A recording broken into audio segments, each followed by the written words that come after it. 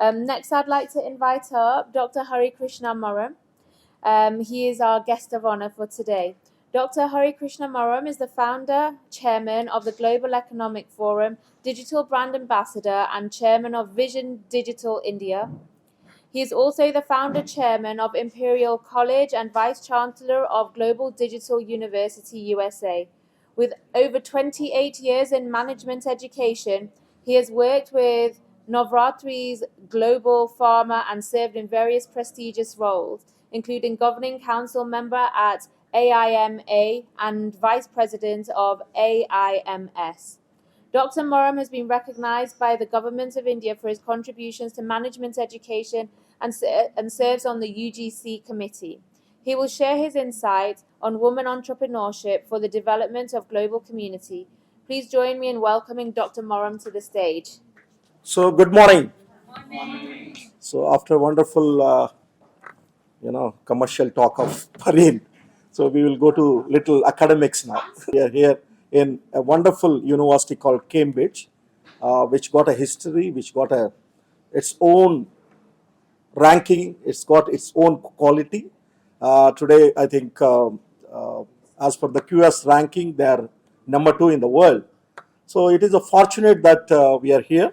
So that interacting with a lot of people, global people, and after yesterday's large gathering, now we come to a micro gathering of only the pure academic community who are keen on talking something and doing something, because yesterday it was a mix of people looking for award, people who came to network.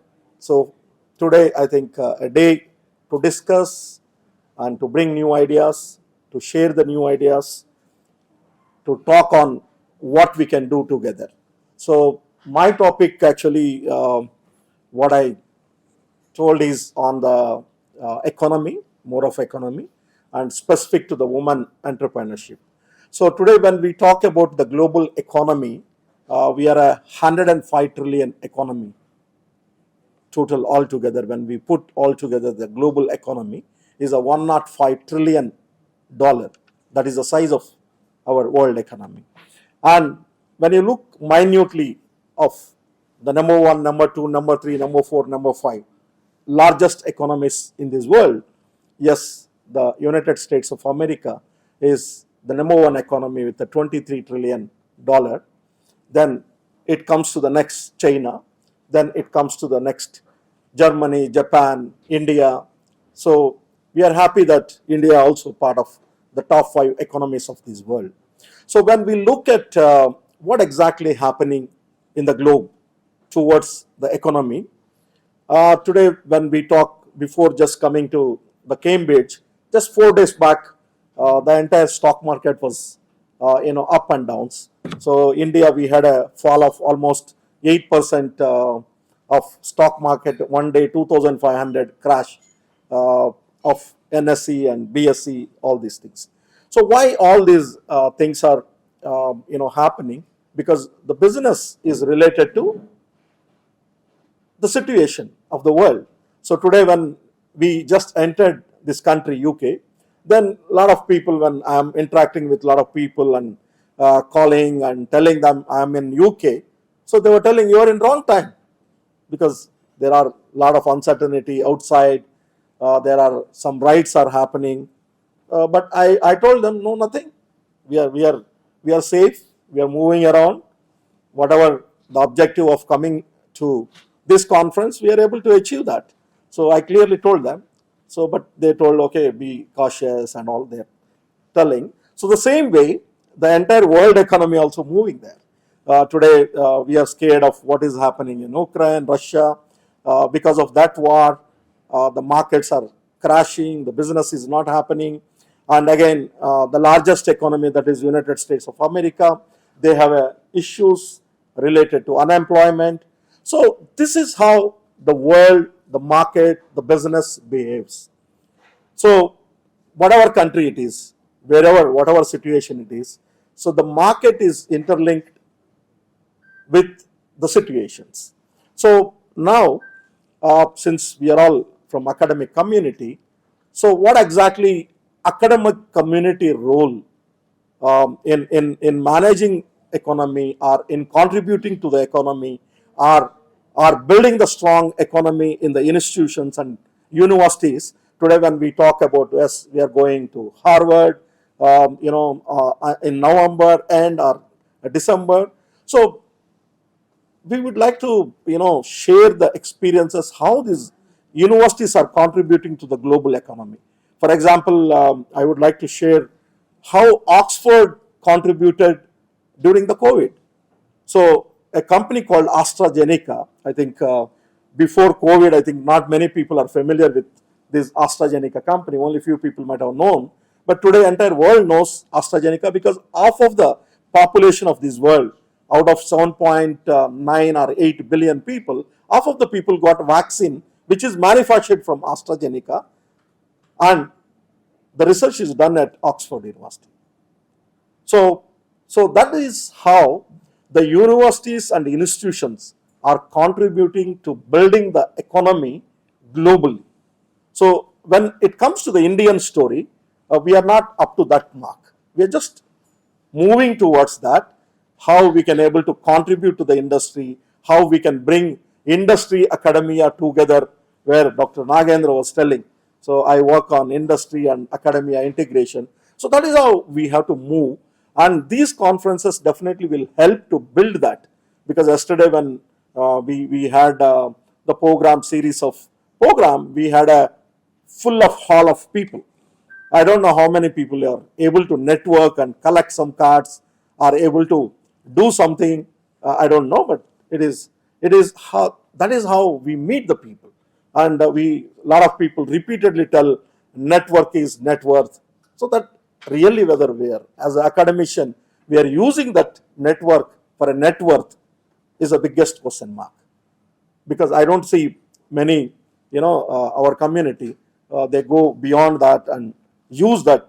But whatever we are doing, because yesterday you might have seen there was morning at the inaugural time, we had some industry people.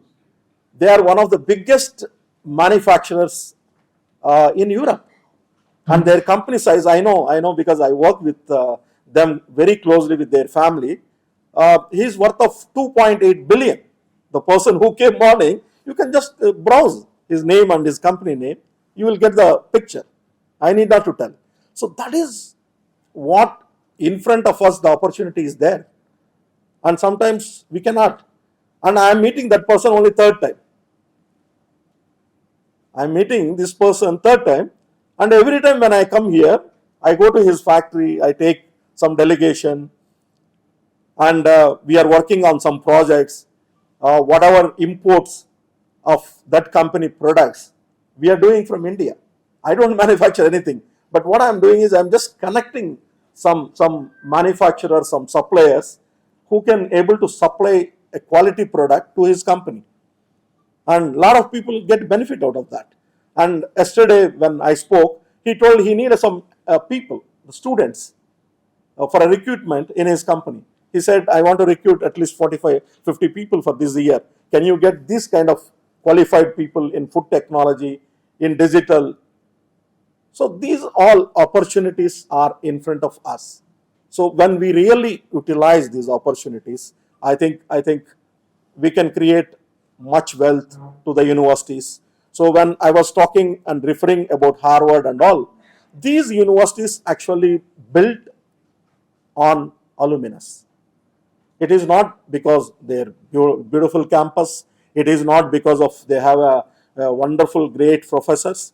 So only in an entire Harvard there are more than 14,000 staff are there, whether it is admin or academic community. Out of that, only 10 to 14 people are globally well known.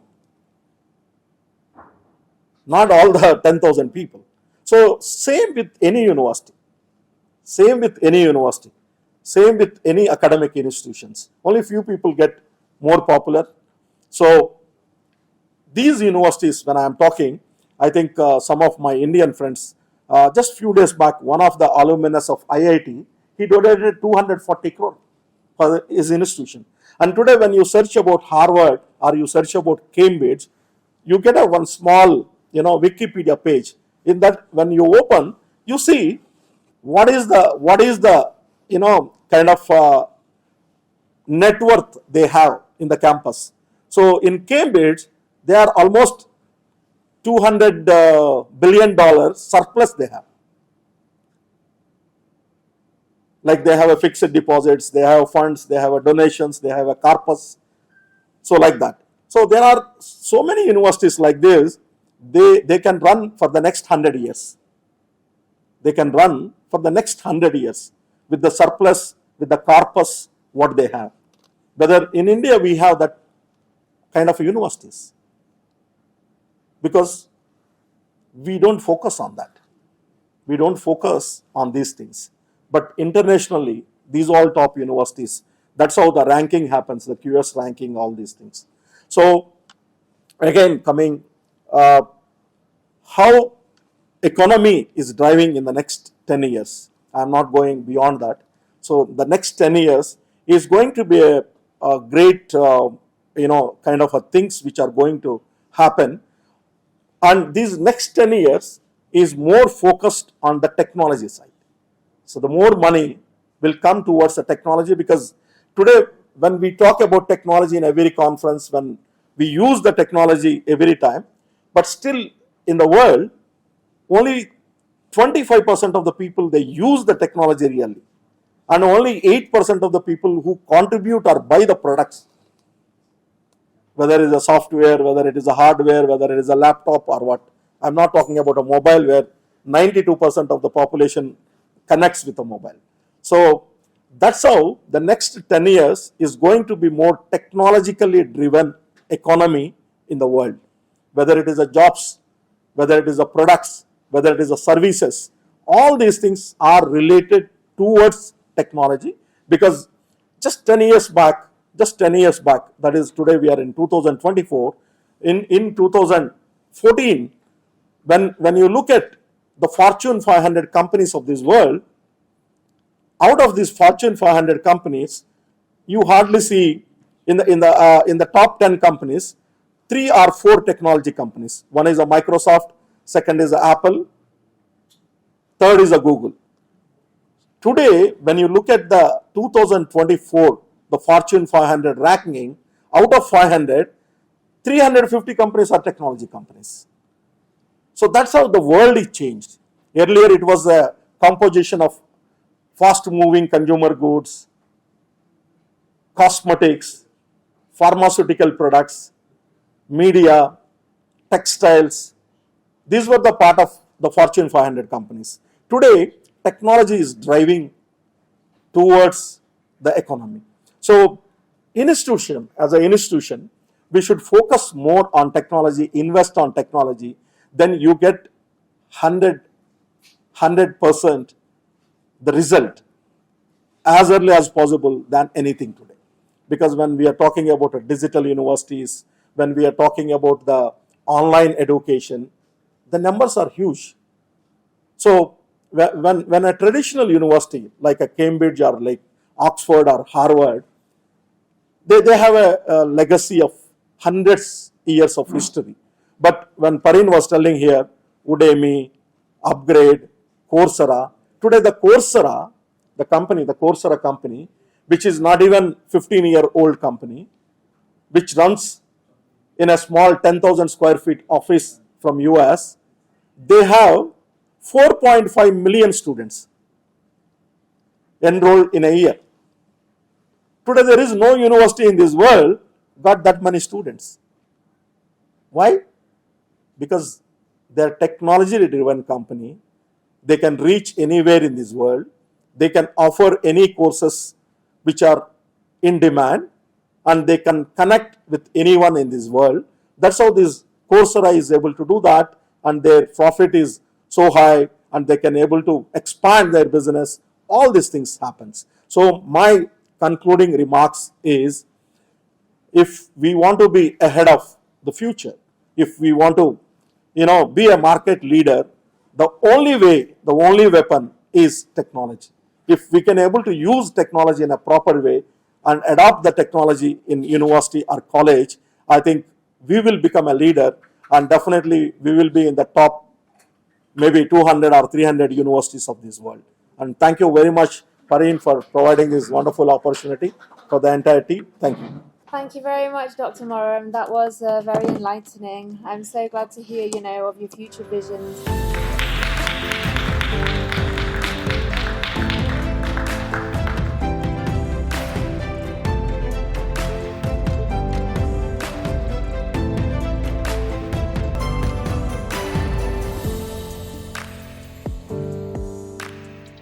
It is wonderful to be a part of this global research conference, which is happening at King's College, Cambridge, one of the most prestigious world top university.